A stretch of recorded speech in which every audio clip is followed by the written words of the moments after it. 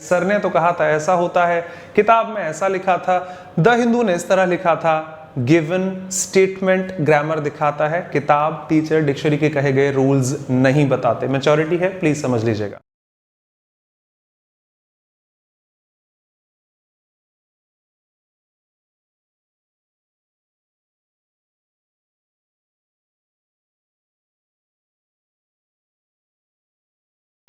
Namaskar, this is Kapil Dev Sharma and I once again welcome you to my YouTube channel English by Kapil Dev Sharma.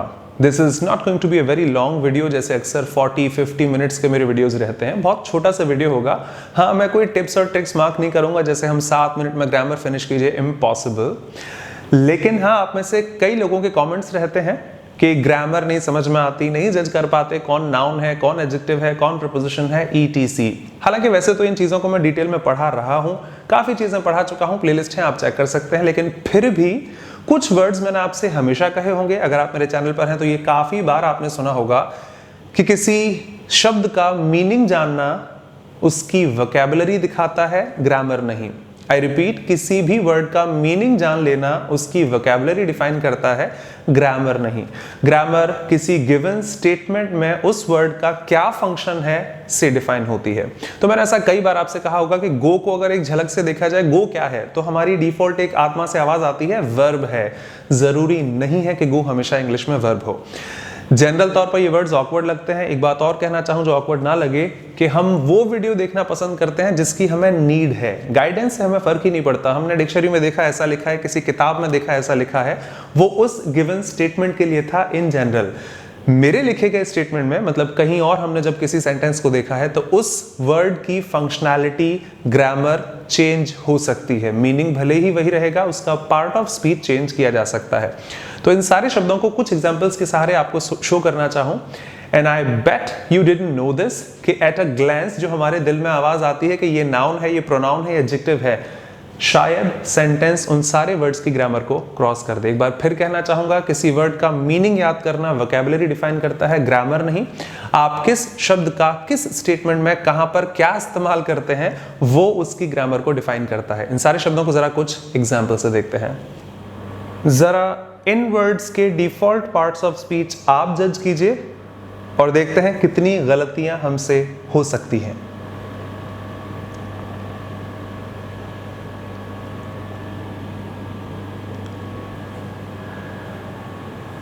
हमेशा एक अंतरात्मा की आवाज आती है कि जब भी किसी का नाम दिखे तो वो नाउन में आता है, because noun is the name of a person, place और थिंग। मेरे चैनल पर पूरी नाउन अपलोडेड है इन डिटेल, 7 मिनट के वीडियोस में नहीं कि सिर्फ नाउन 7 मिनट में नाउन सीखें।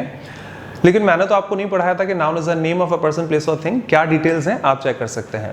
हम्बल रिक्वेस्ट है, कोशिश कीजिएगा इस बात को आप फॉलो करें जो इस वीडियो के सहारे मैं आपको समझाना चाहूं। अदरवाइज फिर वही किताबों पर, डिक्शनरीज पर या टीचर्स पर आप डिपेंडेंट हो जाएंगे। सर ने तो कहा था ऐसा होता है, किताब में ऐसा लिखा था, द हिंदू ने इस तरह लिखा था। गिवन स्टेटमेंट ग्रामर दिखाता है, किताब, टीचर, डिक्शनरी के कहे गए रूल्स नहीं बताते। मैच्योरिटी है, प्लीज समझ लीजिएगा।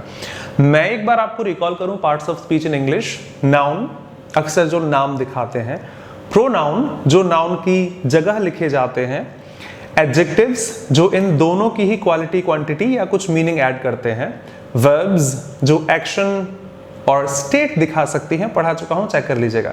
इसके बाद आपकी एडवर्ब्स जो अक्सर इनको मॉडिफाई कर सकती हैं, प्रपोजिशंस जो पोजीशन दिखाते हैं, कंजंक्शंस जो जंक्शन की तरह जोड़ देते हैं, और इंटरजेक्शंस जो फीलिंग्स, इमोशंस को मार्क कर सकते हैं।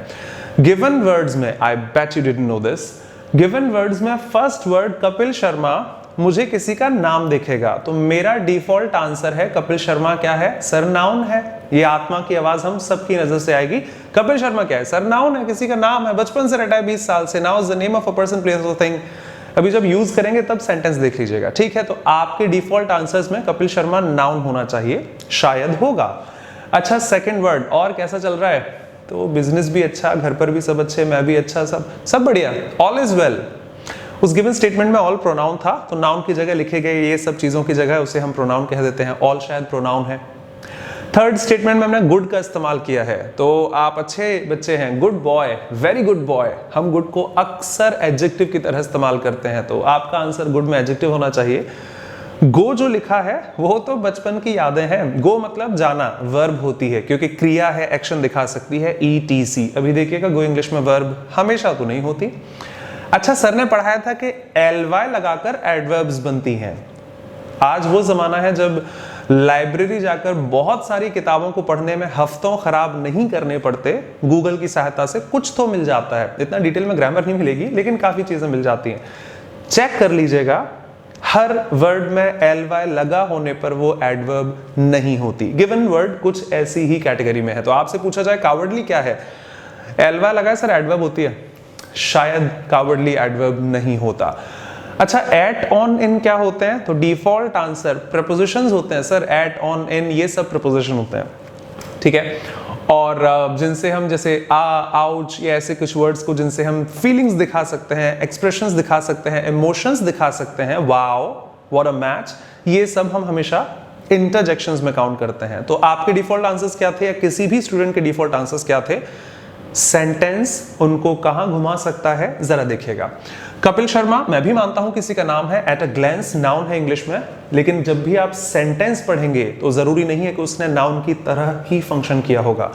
ऑल प्रोनाउन की कैटेगरी में बिल्कुल आता है, लेकिन हमेशा प्रोनाउन बिहेव नहीं करता। बहुत सारे काम है, मैं तो एक ग्लैंस में आपको कुछ समझाना चाहूंगा। गुड हमेशा एडजेक्टिव नहीं होता, गो हमेशा वर्ब नहीं होती। वर्ब्स के वीडियो डिटेल में देखिएगा, किसी भी लैंग्वेज का बेस वर्ब ही होती है।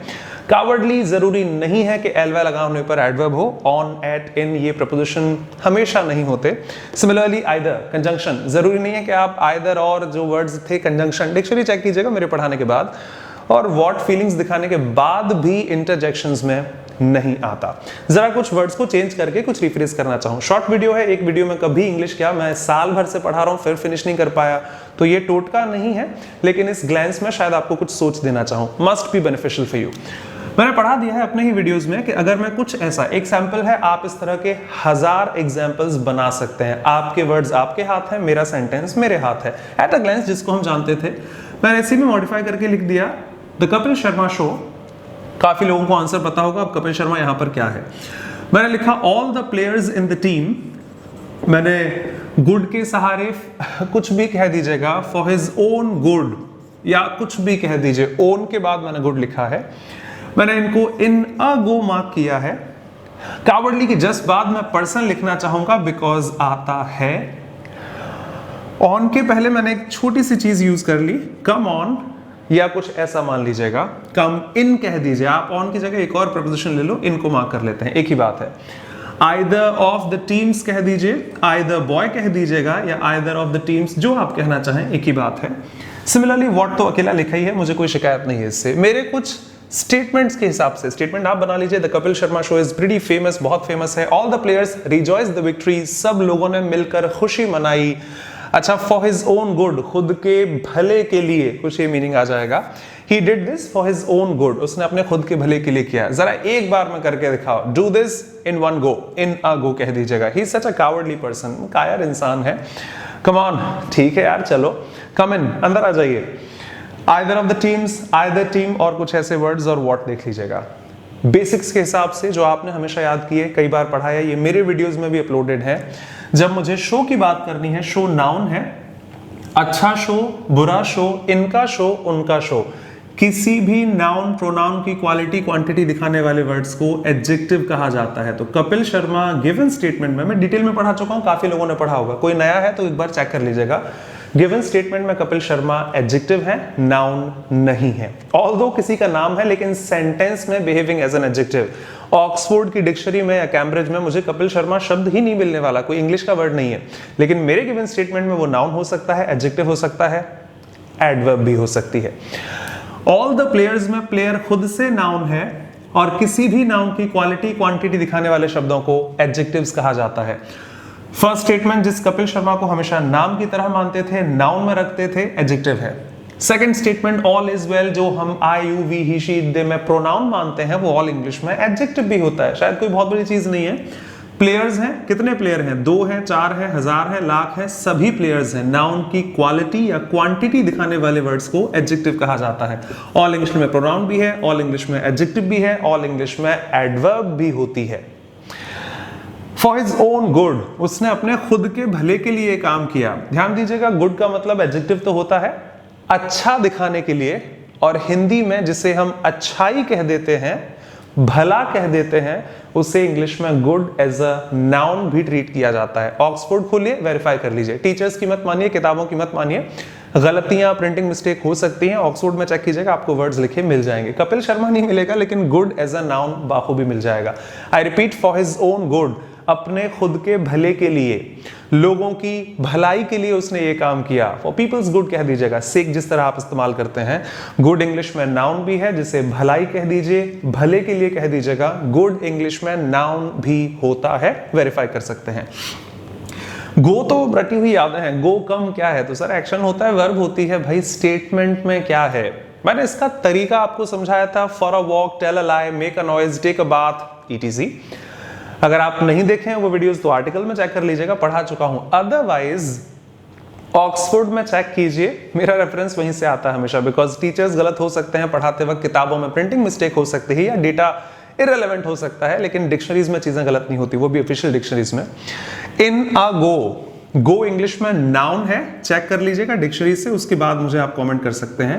हां जी, गो इंग्लिश में नाउन भी है, जब इसका मतलब एक बार में दिखाने के लिए करते हैं। इस पूरे इडियोमैटिक स्ट्रक्चर का मतलब है इन अ गो, एक बार में करके दिखाओ। अच्छा, एक बार तो वहां पर जाना यार। इन अ गो अक्सर इन वन ट्राई के तौर पर इस्तेमाल करते हैं। तो गो इंग्लिश में नाउन होती है। अगर आपको मुझसे ऑब्जेक्शन लगे, कई बार कह दिया, डिक्शनरी में चेक कर लीजिएगा। गो इंग्लिश में नाउन भी है, दूर से देखकर रटना, इसीलिए हमारी ग्रामर खराब है कि हमसे कुछ पूछा जाए तो हम इनेक्ट आंसर देते हैं। आप में से कई लोग इस वीडियो को देख रहे होंगे जो कुछ दिन से मेरे साथ पार्सिंग के सेशंस में लाइव हैं, या बाद में उन्हें देख लेते हैं। आपको याद होगा मैंने कई बार पूछा, अ फ्यू क्या है? A few, the few, little, a little. Adjective, adjective, adjective. Sentence में क्या है? अ फ्यू इंग्लिश में प्रोनाउन भी था, मार्क किया था आपको, और ऐसे कई वेरिएशंस लिखे जाते हैं। गो इंग्लिश में नाउन है, डिक्शनरी में चेक कीजिए। Otherwise trust me, in a go, in just one go, एक बार में किसी काम को करने के लिए अ गो, वन गो भी लिखा जाता है। कावर्डली, इंग्लिश में काफी सारे शब्द हैं जिनमें एलवाई लगती है, उसके बावजूद भी वो हमेशा एडजेक्टिव की तरह बिहेव करते हैं। आप चेक कर लीजिएगा, आपकी आवाज बहुत प्यारी है, लवली वॉइस कहा जाता है। थोड़ा यार दोस्ताना बिहेवियर रखा करो, फ्रेंडली मैनर कही जाती है। MANLY खुद इंग्लिश में एडजेक्टिव होता है, हमेशा LY लगाने से एडवर्ब नहीं बनती। मैं बहुत जल्द एडवर्ब पढ़ाऊंगा, टिल डेट अभी तक नहीं पढ़ाई है।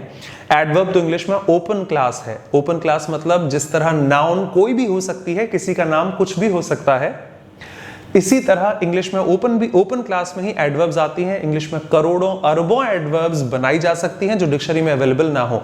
हालांकि मैं ऐसा कोई एग्जांपल दूंगा, कुछ को बुरा लग जाएगा कि ये कैसे वो कैसे। कई बार ऑब्जेक्शंस होते हैं ना, आपने कहा था कहां लिखा है? कावर्डली जरा डिक्शनरी में लिखा हुआ है, तो ओपन सोर्स एडवर्ब्स नहीं दूंगा, आप वेरीफाई नहीं कर पाएंगे। कावर्डली डिक्शनरी में चेक कीजिए, जहां ब्रेवली इंग्लिश में एडवर्ब है, बहादुरी से। ब्रेवली एडवर्ब है बहादुरी से, लेकिन कावर्डली इंग्लिश में एडवर्ब नहीं होती। कावर्डली एडजेक्टिव है। ऐसे काफी सारे शब्द इंग्लिश में होते हैं जिनके आखिर में LY लगता है, लेकिन वो एडवर्ब नहीं बनते, वो एडजेक्टिव बिहेवियर देते हैं। वेरीफाई कीजिए, नो प्रॉब्लम। कम ऑन, कम इन। मैं ऑन की जगह इन पिक कर लेता हूं। ऑन का एग्जांपल शायद आपको इस वक्त ना समझा पाऊं। अगर ये वीडियो ठीक रहा तो ऐसे कई वीडियोस और मार्क करूंगा कि कई गलतियां जो हमें ग्रामर पढ़ने से रोकती हैं वो हमारी ही सोच में है, कि हम किस चीज को एट अ ग्लैंस रट लेते हैं जो ग्रामर ना होकर वोकैबुलरी होती है। कई बार आपसे इन वर्ड्स को कहा। कम इन, एक काम कीजिए, इन क्या है इंग्लिश में? तो सर इन मतलब मैं, है ना? In the room, in the classroom, in the washroom, जो आप कहना चाहें। तो इनका हिंदी अर्थ में रटते हैं हम लोग, और इन क्या है? प्रपोजिशन होता है। ठीक है, कम इन, एक काम कीजिए, अंदर आ जाइए। क्या जब इन का इस्तेमाल आपने जिस भी तरह से किया, मैं नहीं कहना चाहूंगा एडवर्ब है, क्या आपने उसे मैं की तरह इस्तेमाल किया? आपने कोई प्लेस दिखाई थी, जिस तरह कम हियर, यहां पर आ जाइए, उसी तरह कम इन आपने कहा, यहां आ जाइए, अंदर आ जाइए। अगर मैं ऑन को डिलीट भी ना करूं चलेगा, प्रॉब्लम नहीं है मुझे कोई। ऑन कह दीजिएगा तो जज कीजिए, ऑन की हिंदी आप क्या रखते हैं? पर। ठीक है ना? पर हमेशा इस्तेमाल करते हैं। On the table, on the desk, on the floor, etc। उन स्टेटमेंट्स में वो प्रपोजिशन है। क्या हमेशा ऑन की हिंदी पर है? यार एक काम करो, ये टीवी जरा ऑन कर दो, टीवी ऑन कर दीजिए, टर्न द टेलीविजन ऑन। क्या वहां पर आपने टीवी के ऊपर कुछ रखा था या पर का आपका मीनिंग था? वो तो टीवी को चालू करने के लिए था। अब ग्लैंस में आपने रट तो रखा है कि ऑन इंग्लिश में प्रीपोजिशन है, लेकिन सेंटेंस में वो एडवर्ब भी हो सकती है। टर्न ऑन, टर्न ऑफ में या स्विच ऑन, स्विच ऑफ में ऑन और ऑफ एडवर्ब्स होती हैं। डिटेल्स के लिए डिक्शनरीज या फिर मेरे वीडियोस रेफर कर लीजिएगा। आई रिपीट, इंग्लिश में ऑन एडवर्ब है क्योंकि आपने जो हिंदी याद की है, जो बेस मीनिंग याद किया है ऑन मतलब पर, वो हमेशा नहीं होता। ऑन द टेबल सहमत है, लेकिन आप जरा चेक कर लीजिए, टीवी ऑन करने के लिए कोई ऑन उसके ऊपर नहीं लिखा जाता, तो उस केस में कोई ऑन का सेंस ना। चालू बंद करने के लिए भी हम लोग ऑन ऑफ यूज कर लेते हैं, या स्विच जो है उसको ऑन करना ऑफ करना किसी पर नहीं दिखाता। सिमिलरली इन इंग्लिश में प्लेस भी दिखाती है। एक काम कीजिए, अंदर आ जाइए, कम इन, उस केस में इन प्रपोजिशन ना होकर एडवर्ब है, डिक्शनरी से वेरीफाई कर सकते हैं। आइदर, आइदर इंग्लिश में बहुत फंक्शन करता है। आइदर प्रोनाउन है, आइदर एडजेक्टिव है, आइदर एडवर्ब है। मेरा साउंड आइदर है, ईदर भी होता है। क्योंकि मैं ब्रिटिश पढ़ा रहा हूं इसीलिए मेरे ब्रिटिश साउंड है, अमेरिकन होगा तो अमेरिकन साउंड रखना चाहूंगा। Both variations are fine, either and either. जब आइदर के साथ और इस्तेमाल करते हैं तब वो कंजंक्शन है, ये बात स्वाभाविक है, लेकिन हमेशा आइदर को प्रोनाउन कहना, हमेशा आइदर को कंजंक्शन कहना गलत होगा। इस गिवन स्टेटमेंट में कि either of the teams can win this game, उनमें से कोई भी टीम ये खेल जीत सकती है। टीम इंग्लिश में नाउन है, ये भी मैं पढ़ा चुका हूं, मेरे वीडियोस में डिटेल में पढ़ लीजिएगा। और उनमें से कोई भी टीम, तो मैंने किसी का नाम नहीं लिया, दोनों टीम बहुत अच्छी है, दोनों में से कोई भी टीम ये मैच जीत सकती है। तो दो में से एक, नाम नहीं लिया, नाउन की जगह लिखे गए शब्दों को प्रोनाउन कहा जाता है। चेक कर लीजिए, आइदर इंग्लिश में प्रोनाउन है, एडजेक्टिव है, एडवर्ब है, और की सहायता से ही कंजंक्शन बनता है। तो हमेशा आइदर और को कंजंक्शन कहना गलत होगा। आइदर इंग्लिश में प्रोनाउन हो सकता है बिकॉज दोनों टीम के नाम ना देकर उनमें से किसी एक का जिक्र किया है बिना उसका नाम लिए, और नाउन की जगह लिखे गए शब्दों को प्रोनाउन कहा जाता है। ये भी मैं पढ़ा चुका हूं। फीलिंग्स हमेशा दिखाई जाती हैं, उनको इंटरजेक्शंस कहा जाता है, जिनके आखिर में अक्सर एक एक्सक्लेमेटरी साइन यूज करते हैं, ओ, वाओ, अलास, ब्रावो, हुर्रे, ऐसे काफी सारे शब्द इंटरजेक्शंस होते हैं। लेकिन जो शब्द किसी नाउन की जगह लिखा जा सकता है वो प्रोनाउन की कैटेगरी में आता है। व्हाट इंग्लिश में एक्सक्लेमेटरी प्रोनाउन है, मैंने पढ़ाया था, आप चेक कर सकते हैं, डिटेल्स प्लेलिस्ट में अवेलेबल है। तो अगर माना OH किसी से फीलिंग्स दिखा सकता है, अच्छी बात है, किसी नाम की जगह तो नहीं आ सकता, ये इंटरजेक्शन है। अगर ब्रावो इंग्लिश में फीलिंग्स और इमोशंस दिखा सकता है खुशी दिखाने के लिए, तो ये किसी का नाम रिप्लेस नहीं कर सकता, ये इंटरजेक्शन है। ये इंटरजेक्शन है, वाओ, किसी के नाम की जगह नहीं आ सकता, इंटरजेक्शन है। आपका नाम क्या है? What is your name? इस केस में व्हाट आपके नाम की जगह लिखा है, माय नेम इज, जो भी आप नाम कहना चाहेंगे, और नाउन को रिप्लेस करने वाले वर्ड्स को प्रोनाउन कहा जाता है। तो ना सिर्फ इस एक्सक्लेमेटरी साइन के साथ व्हाट प्रोनाउन है, एडजेक्टिव बिहेवियर भी दे सकता है। टाइम तो ज्यादा हो गया, 10 मिनट से ज्यादा इस वीडियो को लग गए होंगे, लेकिन आई होप सो इस बहाने आपको काफी चीजें कहनी चाहिए और इस वीडियो से थोड़ा सा मोटिवेशन आपको जरूर मिले। मैंने ग्रामर नहीं पढ़ा दी है पूरी, लेकिन एक ग्लैंस आपको जरूर दी है कि किसी भी स्टेटमेंट में दिए गए वर्ड का फंक्शन क्या है, ये ग्रामर है, ये सेंटेंस दिखाता है। टीचर से रटना, लड़ना, किताबों से रटना या कहीं से भी रटना ग्रामर डिफाइन नहीं करता। आई होप सो मेरे वर्ड्स आपको क्लियर होंगे। आप इनका स्क्रीनशॉट ले सकते हैं, इनको लिख सकते हैं। Will be back.